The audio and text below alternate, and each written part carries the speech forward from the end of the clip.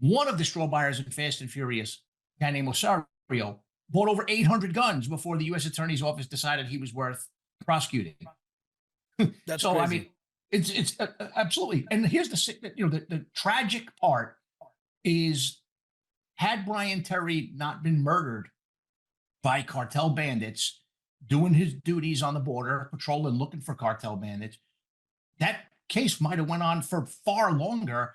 But it was at that point that John Dodson, who was in that group, blew the whistle on Operation Fast and Furious that they were walking guns, because we didn't know they were walking guns in the other groups.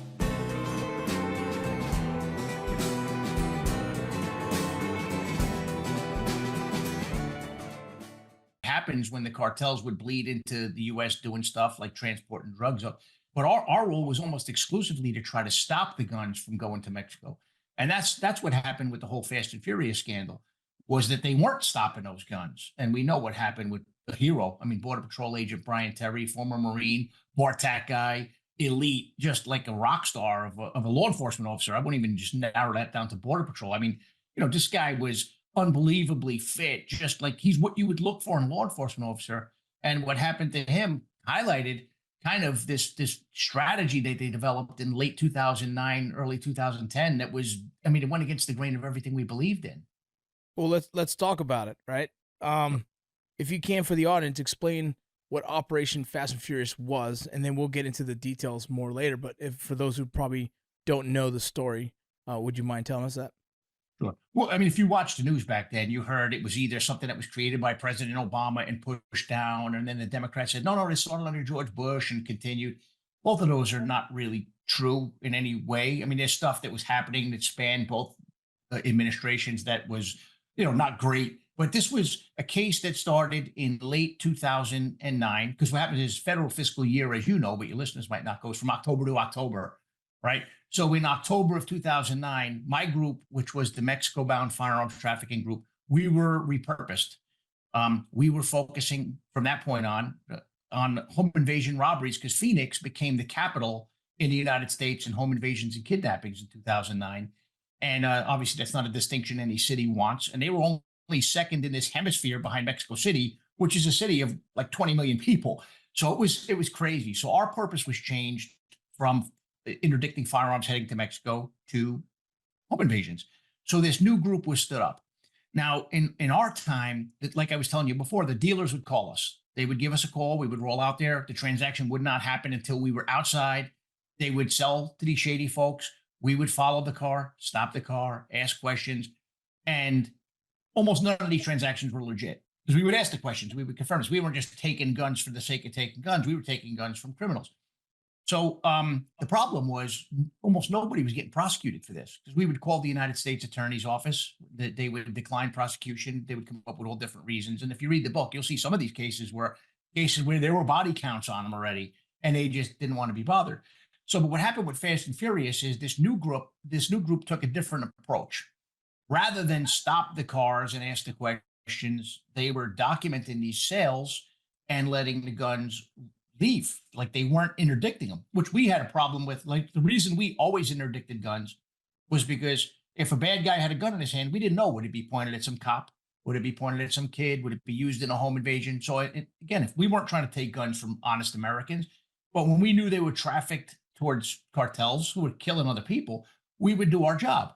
With this new case, the philosophy became different. So, and we didn't know about this in the other groups, frankly, until like Brian Terry's death, when one of the agents in that group started talking outside of the group. But they were documenting these transactions. And let me ask some. Yes. I'm sorry. Let me stop you real quick, because I want to make sure that I'm clear on this. So Operation Fast and Furious, there was many different ATF agents under that same umbrella doing that operation. And what you're saying is one group of that, one small group, I guess one entity of that operation was doing something slightly different. Not exactly. See, that's what the media wanted everybody to believe, with that this Fast and Furious was this big thing. Fast and Furious was a case. It was actually, the name of the case was called Jacob Chambers et al., which Latin for and others, it's an abbreviation. That case focused on a small group of straw purchasers, and the nickname of the case came from the fact that these guys drove like those souped up cars, just like the movie, like they Japanese cars. So, there were 7 groups in Phoenix. My group was a criminal enforcement group that focused on, at this point, home invasions, previously Mexico-bound trafficking and Aryan Brotherhood stuff. Then there was Group 2, which was a general group. There was an intel group. There was an arson group. Then there were 2 groups that did like compliance stuff. They weren't agents, they were inspectors. So this new group that just stood up in 2009, like I said, around October, was Phoenix Group 7. Within Phoenix Group 7, Operation Fast and Furious was being run. Not everybody, even in that one group, was down with the plan. Like there was a lot of animosity that was contained in that group. Some of it we didn't know about because they didn't sit with us. They sat in a different site with DEA. Not that DEA was involved in the case. I'm not saying that. So, but I mean, we didn't hear the things that you would hear at the water cooler. Like we didn't know what was going on until around the time that Brian Terry passed and an agent named John Dodson came forward to say, hey, they were walking guns. And then, but around this same time, though, the same dealers that were calling us, they never had their guns traced because once the guns left their store and we did those car stops, they came into our custody. So what's important to know is like when a gun shows up at a crime scene, whether it's in the US, whether it's in a country that we have a memorandum of understanding with, that gun is traced. And the way trace works is someone from that agency will call ATF and say, hey, we found this gun. Can you trace it? ATF will then call the manufacturer and say, hey, can you tell me if this Glock Model 19 serial number ABCDEF was made? When was it made? Where was it shipped? So the manufacturer will tell ATF, and let's say it was sent to Pete's gun store, Pete's, wholesaler. They'll call the wholesaler. Can you tell us when you received this gun, where it was sent to? And that trace will continue until the first retail sale, right? But the call goes at that point to the dealer, and the dealer says, yes, I had the gun and I sold it to Pete Forcelli, as an example. So what happened is all of a sudden around the time of Brian Terry's death, a lot of these dealers who weren't getting those phone calls because the guns were being interdicted are starting to get phone calls from ATF saying, hey, your gun was traced. So they actually called for a meeting with ATF and with the U.S. Attorney's Office and said, hey, what's going on? Like, we don't understand. We've been doing this with you folks for years, meaning ATF, not meaning my team. Now, all of a sudden, our guns are getting traced. Like, what gives? So folks who were at that meeting, to include federal prosecutors, which is important to remind folks, said, hey, man, don't worry about it. We're doing something different this time. Keep selling. So here you have these dealers who were trying to do the right thing, who were good Americans up until this point and still were in their mind thinking they were helping law enforcement do its job, who were told to continue to sell guns that aren't being interdicted, unlike the gun situation when we were working those cases. So now some of those same dealers are actually being sued by the government of Mexico for doing exactly what the U.S. Attorney's Office and the Phoenix ATF folks from that group told them to do, which went against the grain of everything that we had learned as ATF agents. In fact, it was funny because when you talked about the original rumblings of guns walking, most people were like, no way, that's not how we operate. Like, to include the attaché in Mexico, who's a good guy. He helped infiltrate the Hells Angels with that J. Dobbins case way back in the day. A guy named Carlos Canino, solid dude. He's did a lot of undercover. He's no pushover. He's no yes man. So he was down there, and even when he came up to Phoenix for a briefing, he's like, Pete, there's no way that this is happening, because at this point I'm starting to think John Dodson was telling the truth. And I'm like, Carlos, I think it is. He's no way. So I actually was there when Carlos read the operational plan for the arrests in Operation Fast and Furious, which happened way, way, way too late. And Carlos almost physically got sick right there because he couldn't believe that people would authorize such an idiotic operation to happen. So that was my next question. So who authorized the ATF to allow them to just let the guns walk and then to hopefully let her trace it when I guess the other question is, they're only going to be able to trace it once they identify that gun has been in a crime, correct? Right. No, and that's the most amazing thing. And part of the strategy of the case was, as the case went on, again, I wasn't in that group, but I started to hear what was happening in that group, was they figured if we can start tracing back some of these recoveries to cartel activity, and we can tie these straw purchasers to these cartel networks, then we can take down this cartel like network of firearms traffickers. To me, that was mind blowing because, and again, you're from the border, you understand that area. DEA had a very robust network of intelligence and teams within operating in Mexico itself. ATF didn't have that. We had like a handful of people, like 6 people. We didn't have access to the vetted units. We didn't have access to direct access to some Mexican law enforcement entities.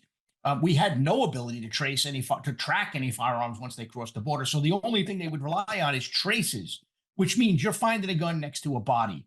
Now it was Right. approved. It was approved by the head of the ATF Phoenix office, and it was approved by the U.S. Attorney's office. And when you think Doesn't about make it, sense. yeah, absolutely. And when you think about it, look, guns and these grenades, they're not perishable items. They're not loaves of bread. They're not apples, oranges that are going to rot or decompose. They're going to be there until they get recovered at some crime scene or at, in some search warrant. So, I mean, the whole concept behind the operation was seriously flawed and went against the grain of everything that I think any law enforcement officer in the country believes in. But they ran this case for some time. In fact, one straw purchaser in that case, and for your listeners, a straw purchaser is somebody who goes into a gun store and buys a gun with the intent, like they go in there and they buy a gun with the intent on giving it to somebody else, right? So it's not like I go buy a gun, I take it to the range, I don't like the recoil on it, and I say, this is just not for me. Or, hey, I got a new baby in the house, I don't want to have a gun around. I mean, people sell guns for a variety of reasons that are legal. To go in and buy a gun specifically to sell it to somebody else is not legal. So these straw purchasers, that was their MO. They would go in and buy a gun with the intent on giving it to traffickers.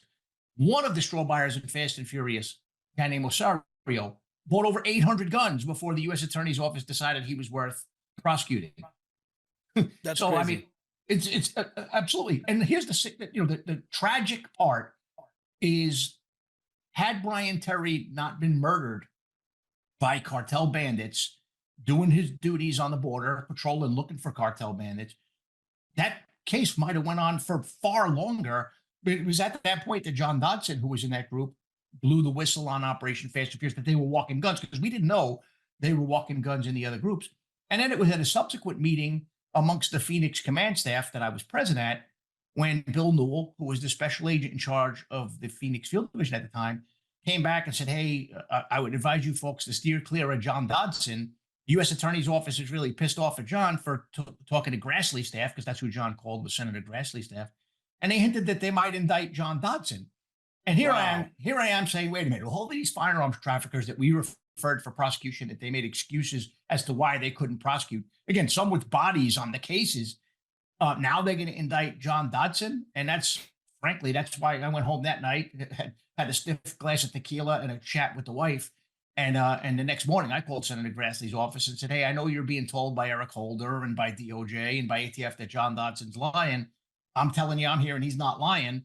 And, I'm willing to chat with you, give me a subpoena. And I mean, eventually they did.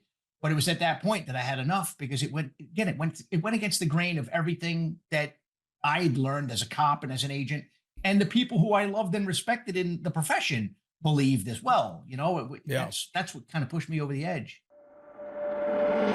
As Ironclad Originals launched a couple years ago, John was always on our short list of kicking things off. This has been the project that we've been looking to do for a while. This is Dave Ramsey meets John Rambo, where you get to call in and get answers to the most dangerous questions that you have.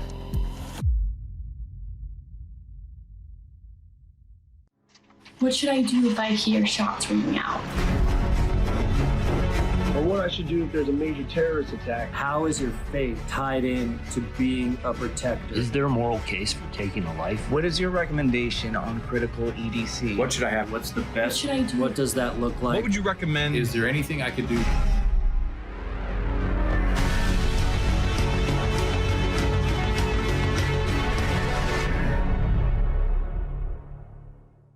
How long was this Fast and Furious going on before the Brian Terry incident?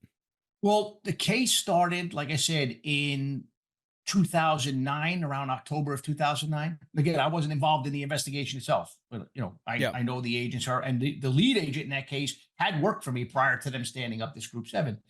So I figure Brian Terry was murdered in December of 2010. 14, so the case went on for a year to 14 months prior to Brian Terry's death. And again, the same U.S. attorney who was involved in the grenade case was one of the driving factors, one of the architects of the Fast and Furious strategy. Yeah, it's crazy because I guess my initial thoughts on it, I didn't understand where they got the guns originally. I didn't know that they were purchased from gun stores. I didn't know that. I thought the operation somehow had kind of set up a gun buy or something to the case. So it's even more interesting to hear that the old I guess SOP, standard operating procedure, would be to allow them to buy the guns. You communicate with the gun store, and then boom, you pull them over, and boom, you collect the guns, and now you have the people attached to the guns, and boom, from prosecution. So now the new system in this small group was to allow them to purchase a gun and just let them go, so that eventually, if they kill someone, they could identify that gun and where it went to after it's already been used, unlawfully, which is like mind-boggling. And those of you who are listening right now, Brian Terry was a BORTAC agent assigned to Tucson sector. There was an operation they were doing, I believe it was called Huckleberry or Huckleberry. What that operation was meant to help stop the scenarios that were happening on the border. They were RIP crews. RIP crews were coming in and taking drugs from other smugglers. And so they were known to be violent at some points. They were known to carry guns at some points. And during that operation, once they went to apprehend the individuals, there was an engagement, and Brian Terry was killed because of that engagement. And that is what later was investigated, that rifle that killed Brian Terry was a part of the Fast and Furious scenario. Correct. Right. And like I said, it wasn't until Brian's death that we started to hear about what was happening, which is terrible. Because again, there were countless Mexicans being killed with those firearms. There will be people killed with those firearms, because 2,200 roughly firearms were trafficked in that case, and only 2,200. Yes, 2,200. Wow. And from a variety of dealers. And what happened is these dealers were in communication with ATF. So if you think about it, like some people say, well, this was dealers. Well, this was dealers acting at the instructions of ATF agents. So keep selling, keep selling. So in essence, it's no different than if ATF agents themselves were selling guns, because you're acting as an agent of the government, which is so appalling. And like I said before, some of those dealers who did exactly what they were told by federal prosecutors and ATF agents are now being sued by the government of Mexico, which is another completely appalling story. So, I mean, it's a mess on so many different levels. But there's one other thing that I think is important is, and I'm not justifying what the agents did. There were some instances where the agents on that case, and I didn't learn this then, I learned this after I testified, when I had a conversation with one of the agents that was actually involved in the case. And it was like, there were a couple different occasions where they wanted to stop cars, and the lead attorney on the case would say, well, listen, we understand that these targets have purchased many guns in the past, but how do we prove in court that this particular purchase isn't for their own personal benefit?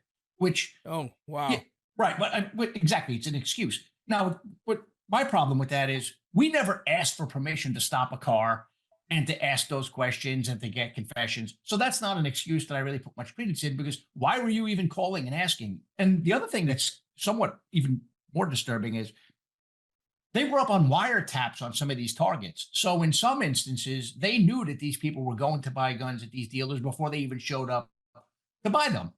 And I'll give you one more. There was one incident where at the Scottsdale Gun Club, which is in Scottsdale, Arizona, very cooperative to us. They were good people. It's an above board location. They weren't shady by any stretch. But the traffickers, the straw purchasers, are in there, and they see the ATF surveillance outside. So they start to get alarmed, because they're just straw purchasers. They're not hardcore felons. I'm not excusing them. They're criminals because they're committing a crime. But so anyway, they think they're about to get ripped off, because, as you know, the cartels, they're kind of shady characters. They rob each other. So they call the Scottsdale police. So the Scottsdale Police Department, unbeknownst to them, shows up, has a conversation with these straw purchasers, right? Not knowing they're straw purchasers. They gave these traffickers a police escort away from the scene, because they thought they were legitimate people buying guns who were afraid that they were going to get robbed.